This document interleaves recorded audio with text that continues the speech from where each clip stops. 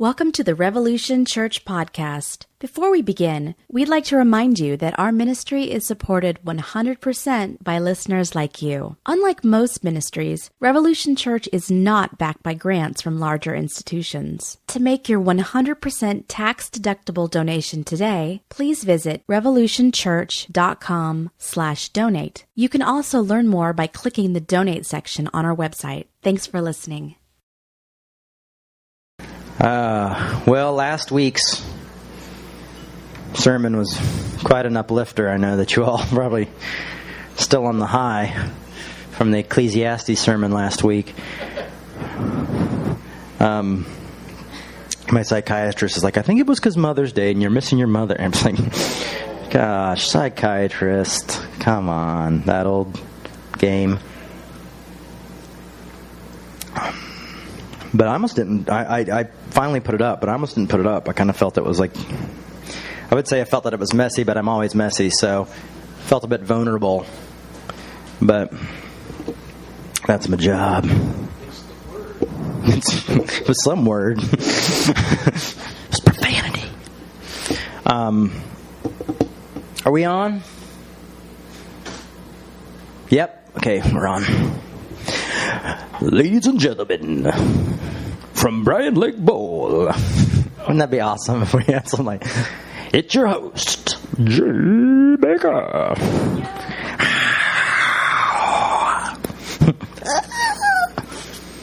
Well, funny thing happened to me on the way over here today. All right. So last week we talked about some dark stuff, and that was. I actually got a lot out of it. I think, it's a compliment when my buddy Pete threatened to steal some of it if I didn't make use of it within another month. That he was going to take it and go on tour with it. So that we just want to have it recorded. You're all witness to that. Which is a high compliment. Yes. High. I like that. So,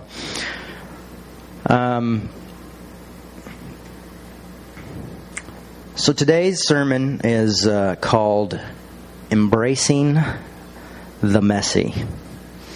Embracing the Messy. I like to write all my sermon titles first. Then the sermon just takes care of itself. That's what AC/DC does when they write songs. Still not a laugh on that joke. Remember I gave that about 8 months ago? I thought maybe. Nope. I just can't hear the audience from up here. I think that's what it is. So soundproofed. Well,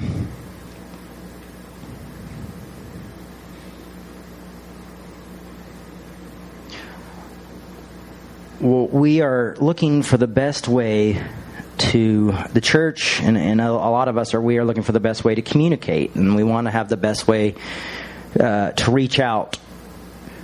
Growing up in the church, I used to hear a lot of let's strive for excellence. Let's raise the bar, raise the standard, and that type of thing. And I was thinking about it because, often I would go to things to learn how to be a better speaker, but I obviously never listened. Or how to raise money, or all these things. And I remember we used to waste, like this church I was a part of, we used to waste so much money going to these events where you get like the free tote bag and like tons of tapes. And you buy the book, like, oh, I'm going to read this one it's an $85 paperback, but it's going to change my life. And I don't think I ever read any of them. I might now if I went to something like that. But I was always chasing the excellence. A lot of my friends over time had worked at various churches, especially back in about 10 years ago, and they would always, the churches would be like, we've got to be like AT&T, and Apple computers, and Macintosh and Xerox. I don't know, Xerox, is that still around?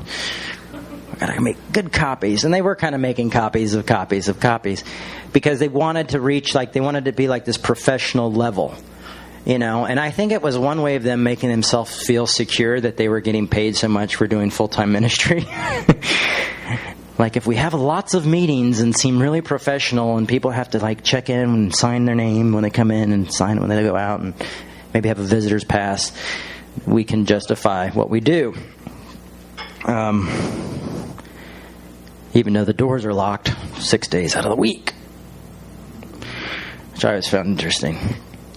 But there was always this striving for excellence and being the best at everything you can do. I've never been excellent at anything. I mean, nothing. I have never mastered anything. Well, maybe one thing, but that's another story. But I've never really been excellent at anything. And I started to write down, well, let's see what I've never been excellent at. And I've never been good at speaking. I'll never be good as speaker as Rob Bell. I'm not saying I'm not good at speaking, because some of you will come up and be like, oh, Jay. But I'll never be Rob Bell. Like, Rob Bell can talk for like 10 minutes and blow your mind.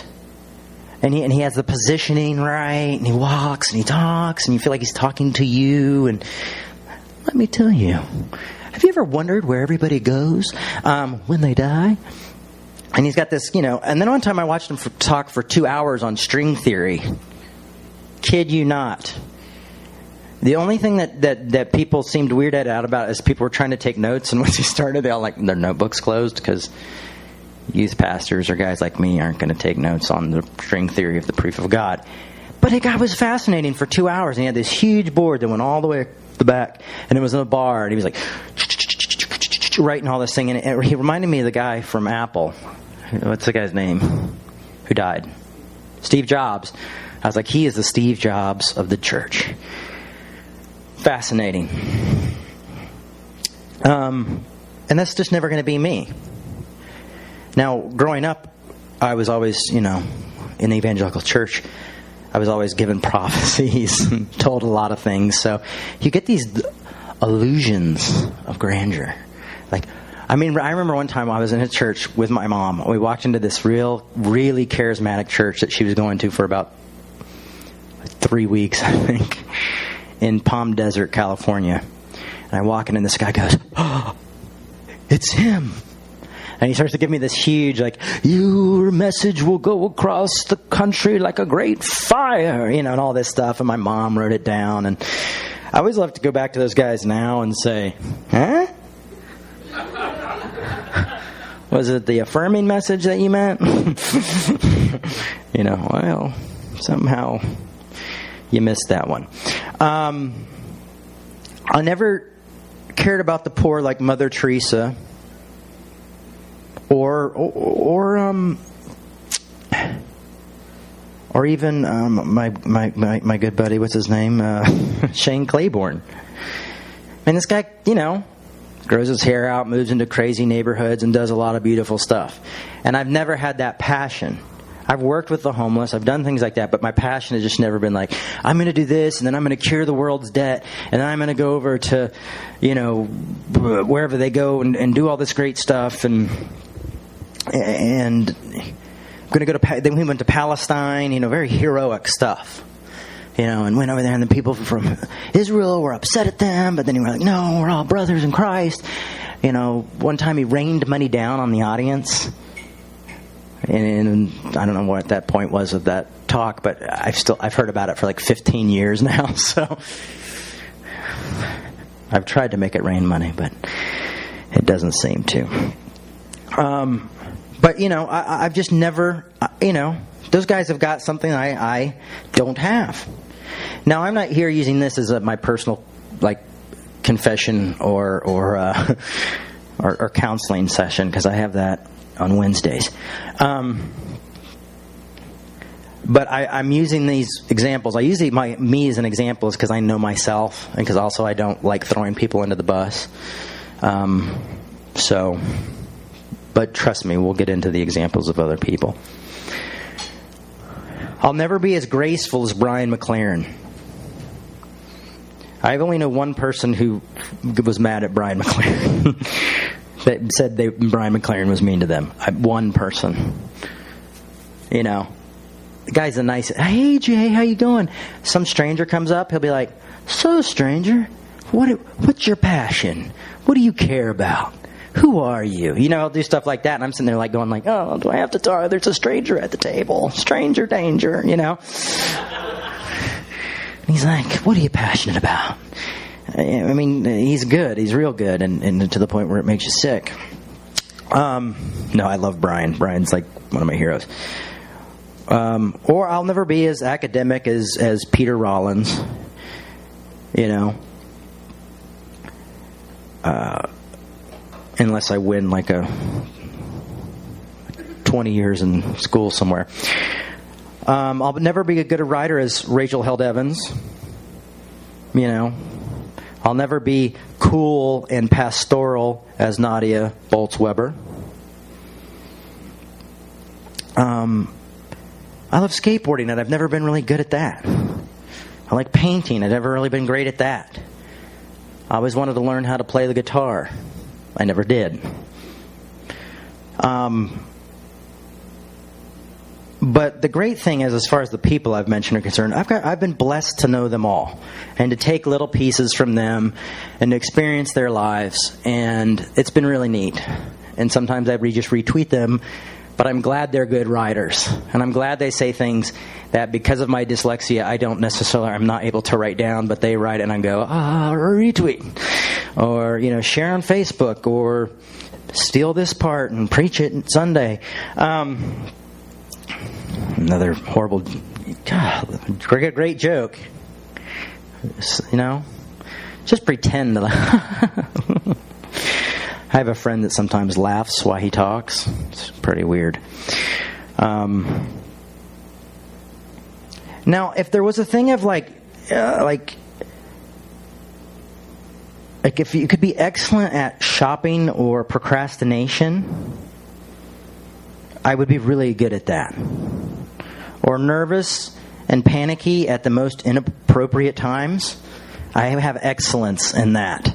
Yesterday, I was in the car. Me and my wife were going to this art thing. A couple of people she works with were there, and we're going to meet him. And I kind of like got a little psyched out before I got on the freeway, and I started getting a bit of a panic attack. And I said, pull over, pull over, pull over. And then I like dry heaved out of the car, which I've never done that before in a panic attack. I love that my panic attacks are always stepping to the next level. Like, my unconscious hates me. Anyway, at least I think it does. My unconscious is really excellent at screwing with me. So there's an excellent part. It's like, you know, and I had to sit there and count to 10 and take emergency pill, breathe. And then we got on the highway and went and did the thing. It was great. You know, it's like, and Karen was like, it's weird. Like, if we have like 4 hours to drive on the freeway, you're fine. If we have to get on there for 5 minutes, you go insane. I'm like, I know, it's crazy. It's because that's where the Matrix gets, you know. No, it's not safe on the freeway. If you've seen the Matrix, it's a very hip thing for us emergent pastors to preach on 20 years ago. There we go. I'm going to have you guys mic'd. You two are getting mic'd with your little giggles. I'm just me, and you are just you. This is not a Joel Osteen, like, let's be awesome together and things are going to be great. He's like, you know, he's got that book called Every Day's Friday. Have you seen that? Like, he seriously has a book like, make every day Friday. And I'm thinking like, well, you know, I don't work like the average person. I work twice as hard. No, and my dad actually didn't work enough for the both of us, so I just let him do it. But, you know, it's like, what was I going to say? I totally forgot what I was going to say. Every day is Friday. Every day is Friday. But it's not. And even if it was, let's think about that.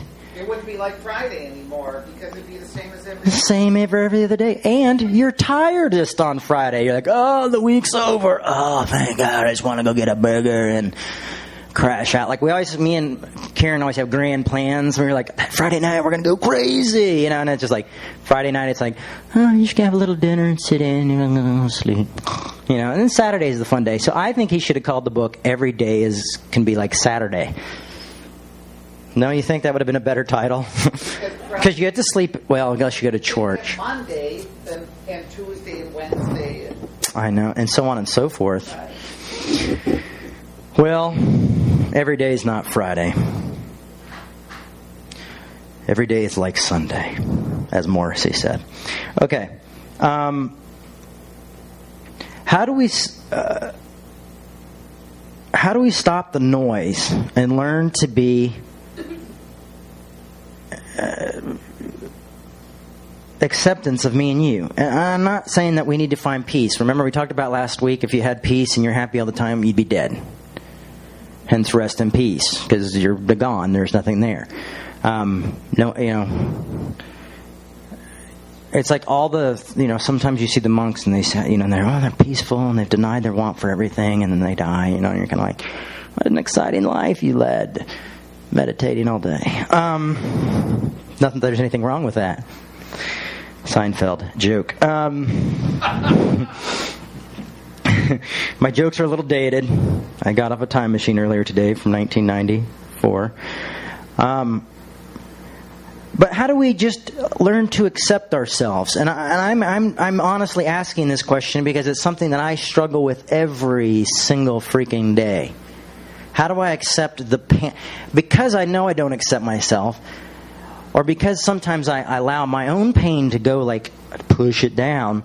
There's a reason I'll get a panic attack at a weird point in a car or in a weird place, over something completely irrational, rather than like the house is burning down. I'm like, oh, so I've lost things, So then you have to have like the crazies, like your anger and your frustration has to find out another way to get through.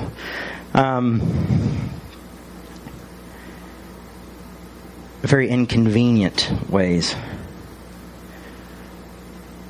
Well, and I was thinking about, I believe it's either in Ephesians or Romans. I think it's in Romans.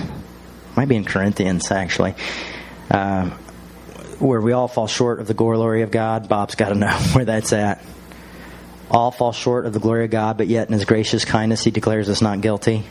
Is that Romans? Oh, wow. Well, I didn't just make it up. It's in the Bible. It's in there. Well, you guys know what it is? Yeah, Romans sounds right. What's that? Oh, yeah, well, it's from the New Living. I memorized all my verses in the New Living. All fall short of God's glorious standard, but yes, God in His gracious kindness declares us not guilty.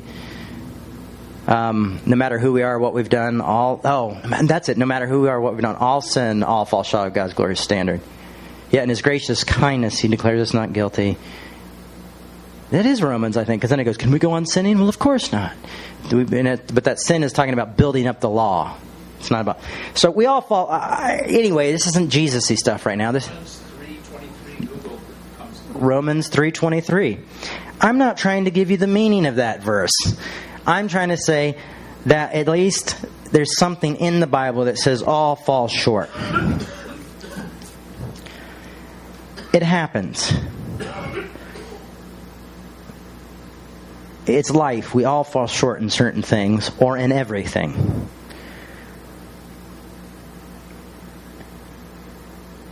Now, there's something else we can do, is we can wear masks that says something else.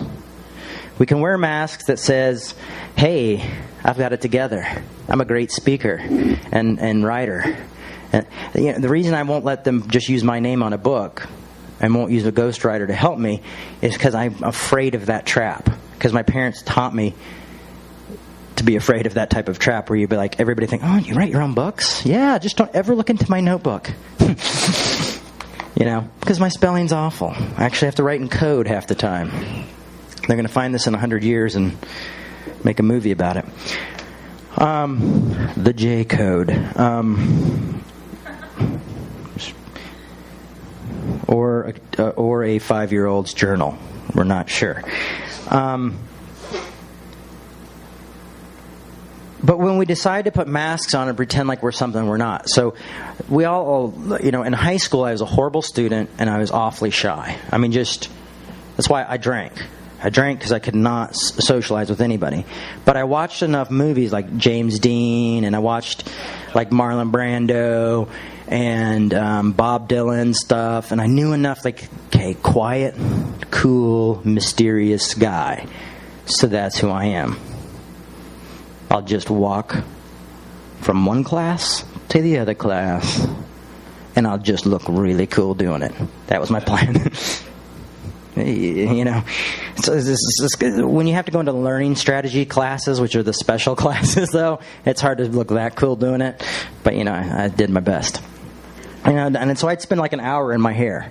I would not do my homework the night before, but I would get up and I had luscious, thick mane. I'd be like, every little strand, perfect. And people thought, this guy's cool, you know. And I got so good at that years later, people thought I was obtuse or an asshole. It's another word. I remember I was at this one church, and in L.A., and you had to walk around this long parking lot where everybody hung out. And I wouldn't talk to anybody. But because I had kind of mastered that, like, confident, I'm swagger, everybody was like, is that Jim Baker's kid? Because he's a real prick. He thinks he's too cool to talk to anybody. And I found this out only because I was talking to someone one night at dinner and saying how nervous I get and how anxious I get. And they're like, we all thought you were... And I was like, oh, awesome. Glad I carry that kind of confidence. But, you know, and then I was even more insecure. So then the next day I'm like, hey, good to see you. I own this place. The idea, though, is we become liars when we put on masks.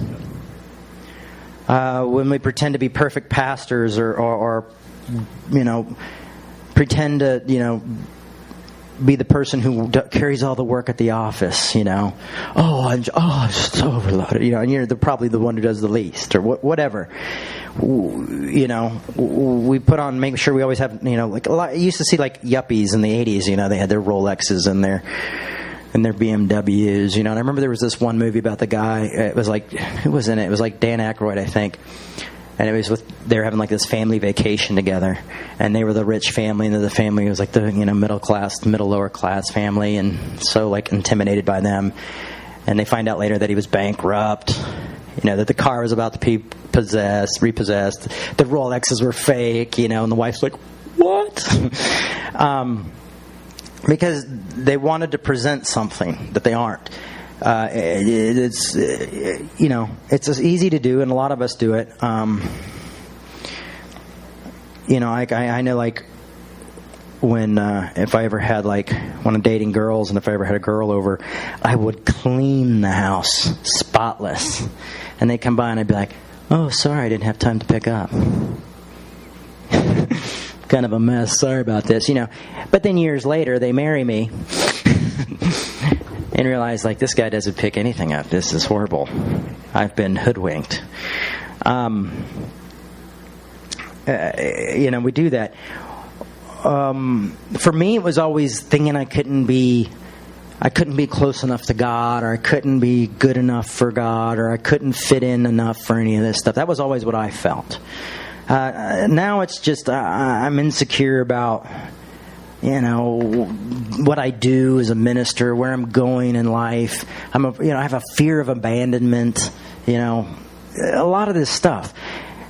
And this is why I do. This is how I go around and aren't able to speak like any of these other people. And I'm not saying they're not transparent, but I'm just trying to get as honest as possible and say, you know, I'm scared, I'm nervous, I'm broken, and we're all broken. And I do that because no pastor told me he was broken still. You know, or they would have been like, take a leave of absence, you know, go on vacation. I'm like, well, you want to pay for the vacation? That'd be awesome. I just never saw that. So it created unrealistic expectations. You know, and there was a skate video I watched, and I think it was a Zero skate video, and instead of showing all the best tricks, they showed like how many times it took for that person to get that one trick, you know? Because if you just watch it, the edited version, it's just like these kids are nuts, But what you don't realize is like, oh, he broke his wrist, and then he had to come back like 6 months later and try it again, and try it again, and try it again, This idea of perfection. Or, the Beatles, yeah, they were a great band, but they were in the studio all the time, So they were, why were they so great is because they were able to do a lot in the studio. And they were great writers, don't get me wrong. I don't want an angry Beatle fan calling me. Beach Boys, there's a good example. It was almost impossible for them to do any of that stuff live because it was one guy like recording everything in a fireman's cap. Brian Wilson is a genius. I love him, and I got to see him play once, and it was mind-blowing. But the idea is mask. Then everybody worries about being exposed as a fraud. So what do we do is I think we've got to get to the point where we just tell everybody, guess what? I am a giant fraud. And not in the way of like the Calvinist way of like, I'm a horrible neo-Calvinist. I'll be nice to my liberal Calvinist friends. But like, I'm a horrible piece of crap saved by the mercy and grace of Jesus Christ. And they're just mean as hell, And they're just like, and grace really isn't anything. It's just like, oh, well, you were just given, like, you're chosen. You're not. Oh, well. and not that kind of thing. But we've got to, or I'm a broken vessel. Use me, Lord. I'm not saying that. What I'm saying is we've got to just be who we are and let people know who we are. If you really want to be a role model to someone, be who you are. Allow your weaknesses and insecurities to show. Because that's the type of stuff that changed me. I wanted to know other people were afraid.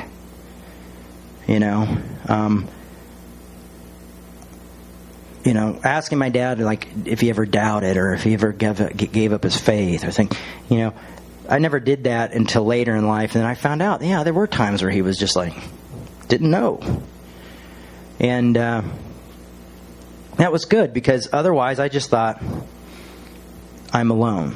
And so why I say this is so anybody who's here or anyone who's listening online is, you're not alone. This might be the church of misfit toys.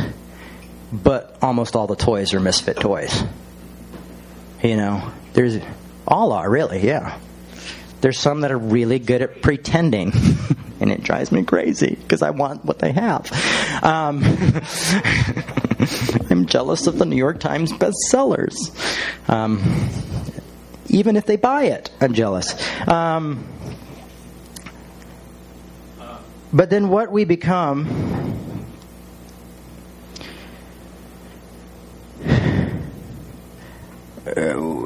This is the other thing, is we can create our own world and our own community. This is another way to hide brokenness or to hide reality is we can, and this is what the church often does, and that's my point of reference, but I'm sure you've seen it in other things as well. We can create our own world, an own community where we don't listen to others and we don't worry about their thoughts and their feelings. We only worry about the people in our own group.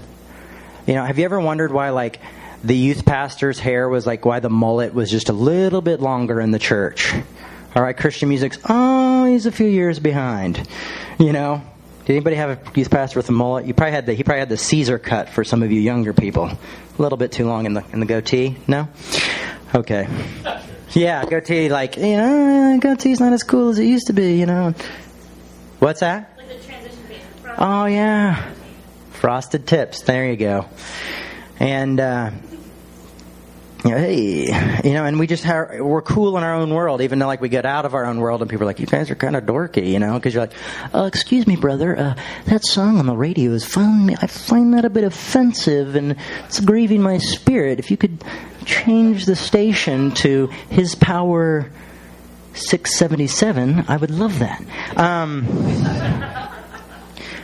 And I remember kids saying this to me, like, you're grieving my spirit. It's like Christians, like, they don't get sad or offended. They're like, I grieved. I don't cry. I weep. I weep for your soul. It's your own. We got our own language. And if you kind of follow how people are brainwashed, if you look into that, you'll realize that a lot of your own language in your own acting, certain way, is done that way. And I don't want to be brainwashed. I want to have Jesus, but I don't want Jesus brainwashed into me. I want to be a free agent. I don't know if I'm in too deep, though. It might be. I don't want to live in the biodome. Great movie if you haven't seen it. But, there's many large Christian denominations, and people use the word tribes, which sometimes just drives me crazy, but I like the word biodome better, where it's just their own world. Like, been watching all this stuff with the Southern Baptist Convention, and there's been some child molestation charges, and then there's also been, like, people, they're also upset at Rachel Held Evans for calling God a woman. And there's also there's been this really just a lot of weird stuff that the Southern Baptists, it's like their last hurrah. They're like, we're going to Jerry Falwell as much as we can so you don't know he exists anymore. And I saw this thing, so I went and I'm looking at something, and I just kind of mess with them now because it just doesn't, honestly, there's no reason to fight. So I just try to joke back with them in the nicest way possible. So I type. No, so I was looking through, and then I saw, like, Breaking Ground at one of the big Baptist colleges. And I was like, is that 7 white men? And I was like, well, the guy in the middle is really short, so he might not be Caucasian. Click on it, I zoom in. I'm like, no, he's just a short white guy. Or they had this big thing of the Christian Coalition, which I didn't even know still existed. And I saw a picture of their big thing, and they're like, all of our leaders were there. And it's like 4 elderly white men.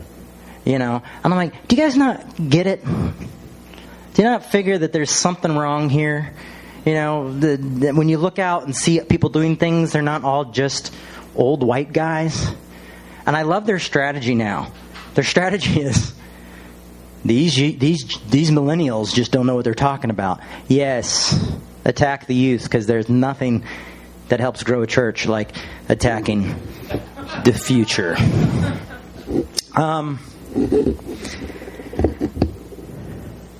Now, let me also say this. There's nothing wrong with you being awesome at what you do. Josh, awesome drummer. Never seen you drum, but you've been in 85,000 bands, so you must be good. Or you're the only drummer in Minnesota. I think that might be it, actually. You and 3 other guys, and I saw the other guy, and he's like, take a shower, buddy. But there's nothing wrong with being awesome at what you do. I'm not saying that we all have to be broken and all have to be emo and we all have to be that. But that's some people's lives. So maybe you are awesome at what you do. But this is what I'm going to say to all you excellent overachievers out there. What has your expectation done to others? What has your expectations of excellence done to others? I think most of us sit in this room right now because someone had expectations of excellence for us in a church, and we were just broken by it because we couldn't live up to the expectations. Expectations always steals your peace. I've barely ever am like, this is beyond my expectations, So I try to keep them low because they steal my serenity. It's like, whoa.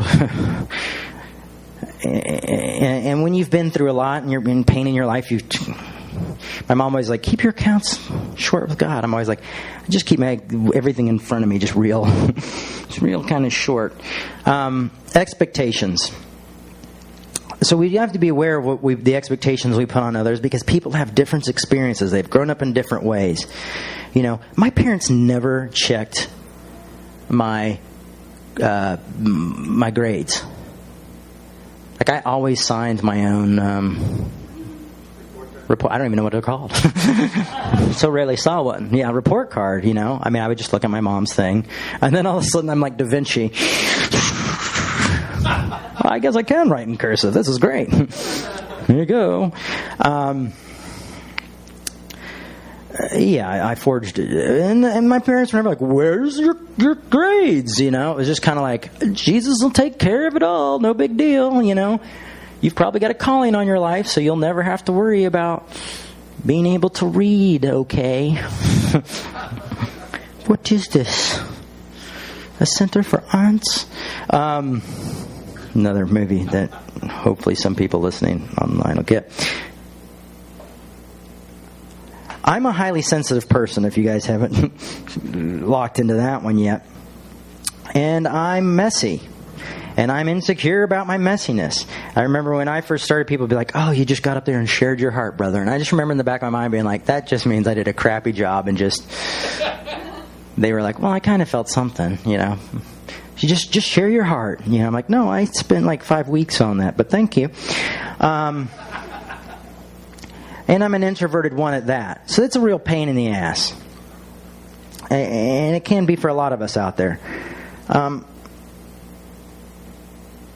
But then again, that's maybe why I love grace. Because I really want to receive it. And not just from God, but from others too. I have some beautiful friendships in my life where if, you know, I've had this one friend who I've known her for years, and she's never gets mad at me when I don't call her back or text her back or email her back or send a carrier pigeon back. You know, I mean, eventually I get back. But you know how many friends I've lost because I haven't gotten back? And how many church members I've lost because I forgot to email someone back or I didn't call them back? A lot. Because it's kind of disappointing. And I understand. You know, it's something I need to work on. It's not the best thing. I'm not making excuses for that. But sometimes you get those people in your life who just give you so much grace, it's like, do they really care? You know, it's like, do they really care about me? How weird is that?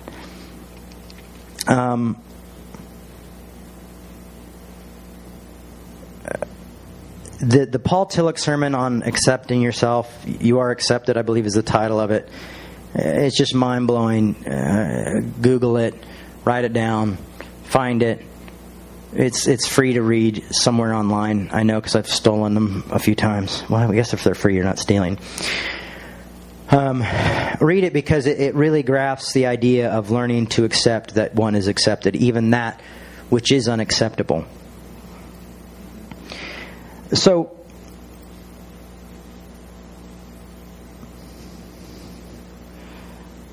you know, there's something about Jesus' messages and God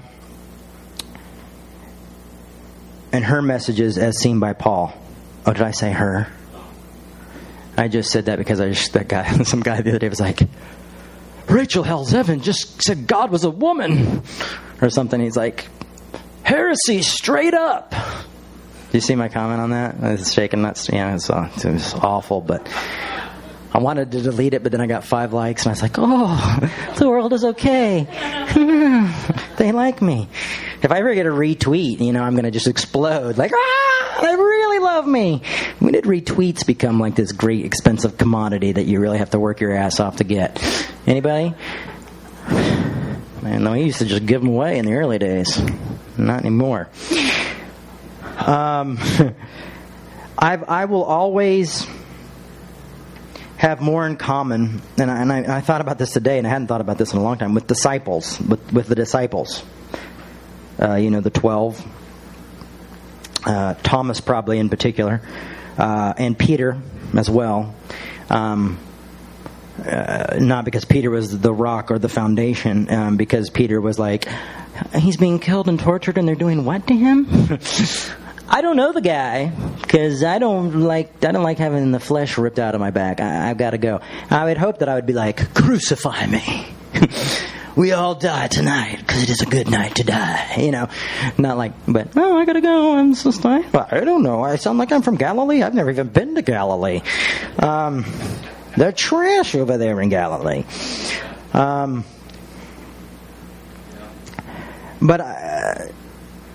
Jesus and Paul, you know, I really love and I really learn from them. But try as I do, I always end up back at the disciples. Let's just take I'm going to just take the saints, as we like to call them. Jesus was crucified, and they go, let's go back to our old jobs. I mean, if it really was 3 days, and those guys wasted no time to get back out on get back to work. Oh, well, that was embarrassing. Yeah. Think anybody will remember that we thought he was the Son of God? I hope not. Oh no. What? There's some sort of ghost man walking on the water. Damn it. I told you we should have waited at least 4 days before we went back to work.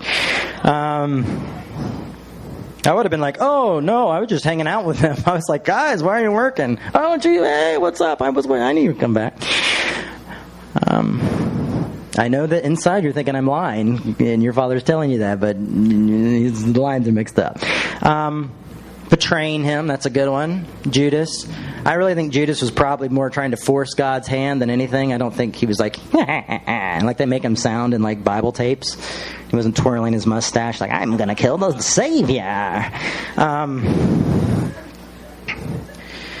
I just think he was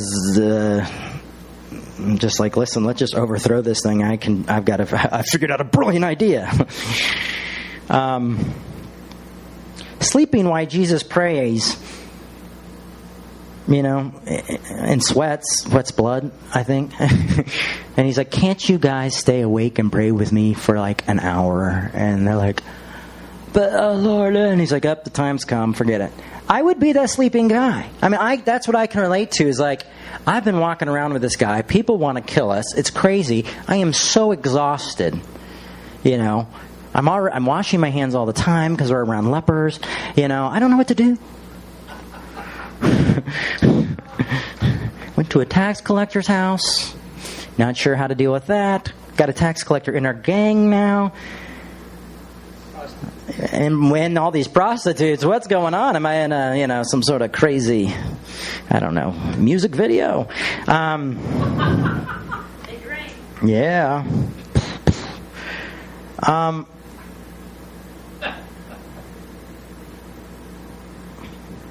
I wrote down all these examples very small.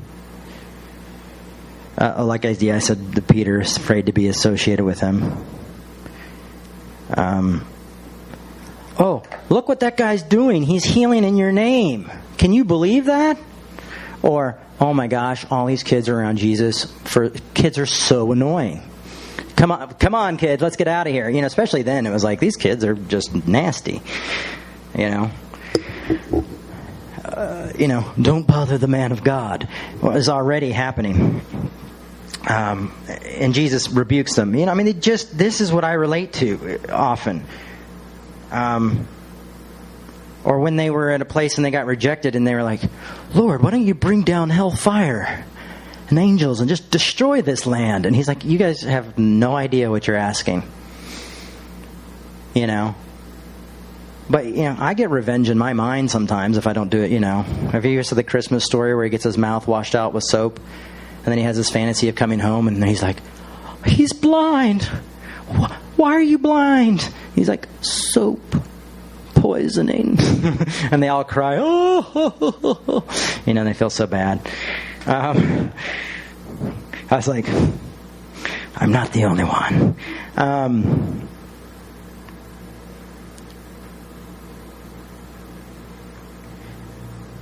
Why is Jesus talking to her, the woman at the well?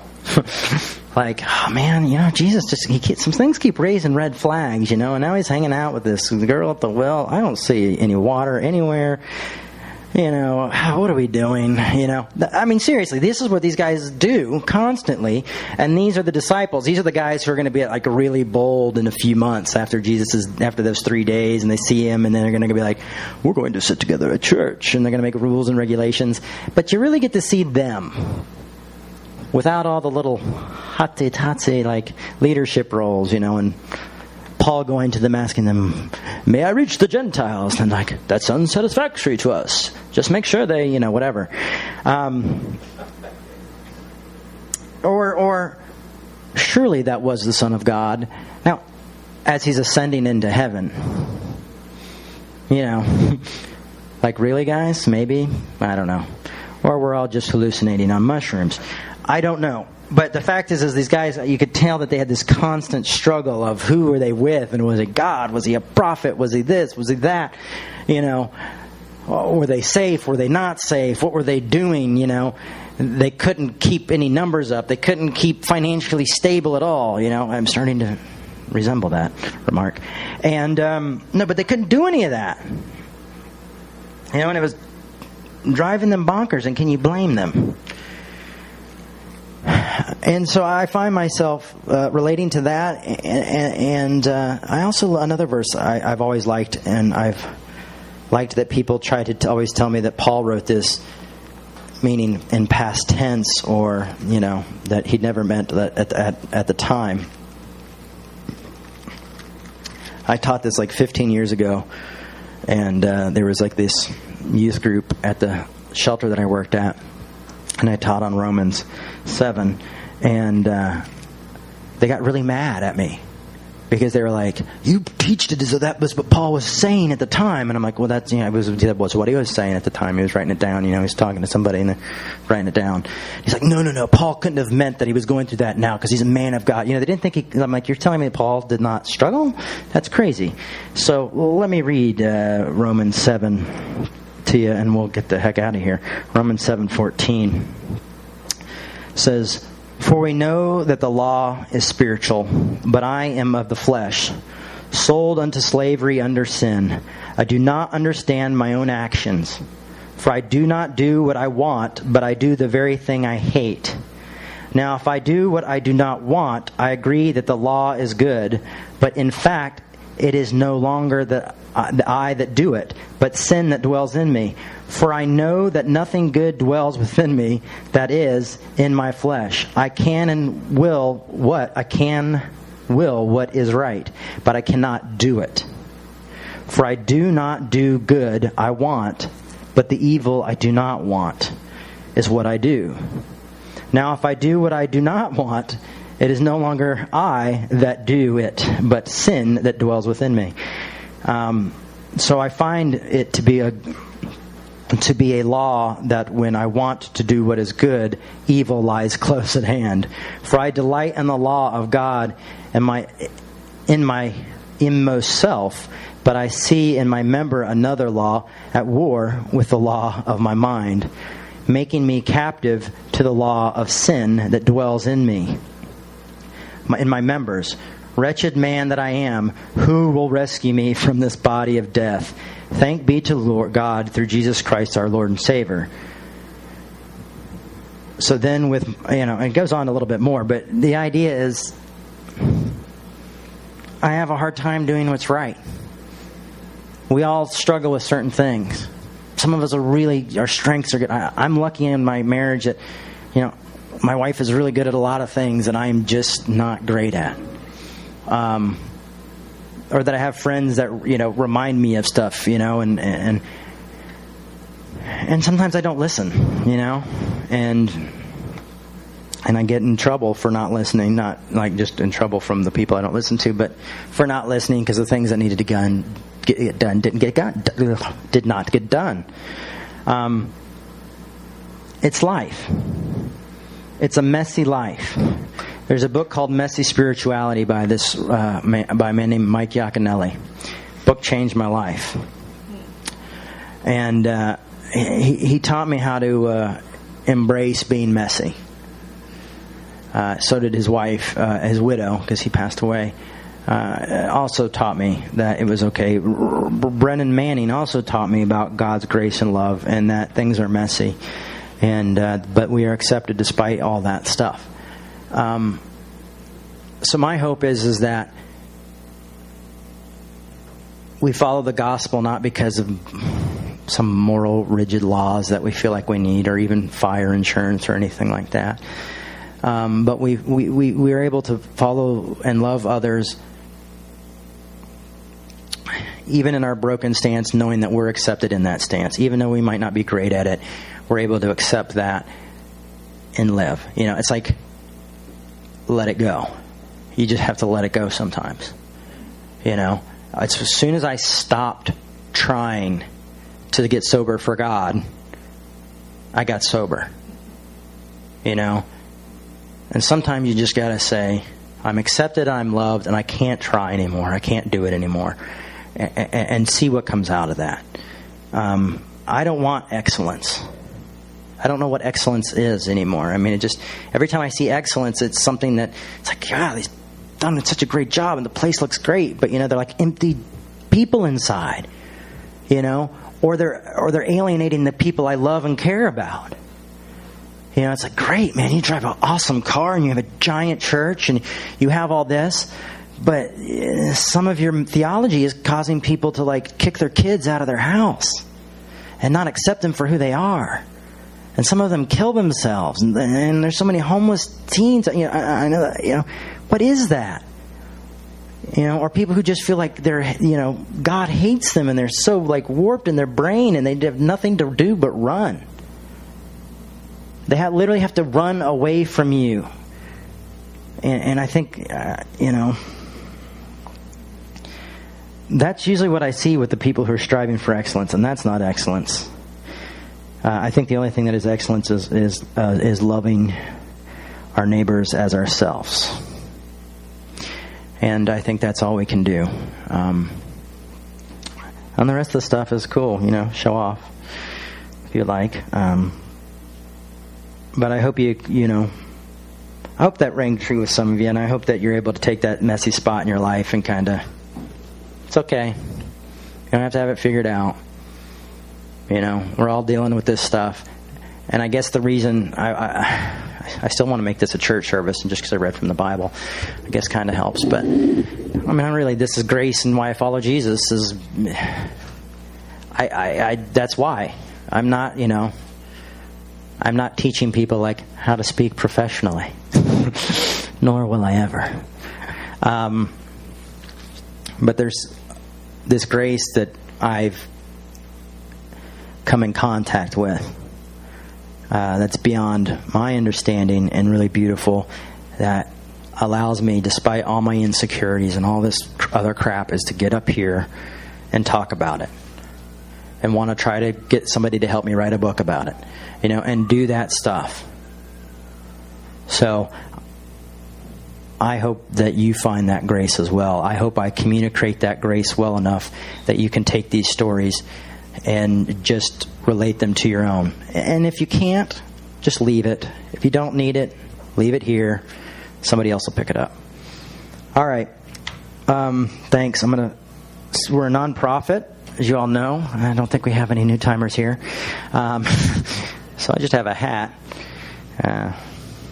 with a napkin in it, but that napkin's just because the hat's a little loose. If you'd like to give, I have the square today. Bob will be filing Chapter 11 this afternoon. But I did bring the square. We can thank Josh for that, because Josh sent me a text saying, don't forget the square. And I sent him a text saying, did you win the lottery? Unfortunately, no. You have to play to win. Okay, yeah, thank you. We would be cut in, because 10% of that belongs to Jesus, and we hold it for him. We're his like accountants. I don't know how that works. All right, I'm going to pray real quick, and we don't have much time, so you can talk to each other for the few minutes that we got. Lord, I thank you for your grace and your mercy. I thank you for the acceptance and the ability that ourselves can accept that you can allow us to get to that point. And I even know it seems really hard and almost impossible. I ask and thank you for that. And just anyone out there who's going through this type of stuff, of suffering, knows that they're not suffering alone. And that we are a community, even if we're separated from one another by location, we're still able to be a community and carry one another's burdens and suffer with one another and celebrate with one another. Amen.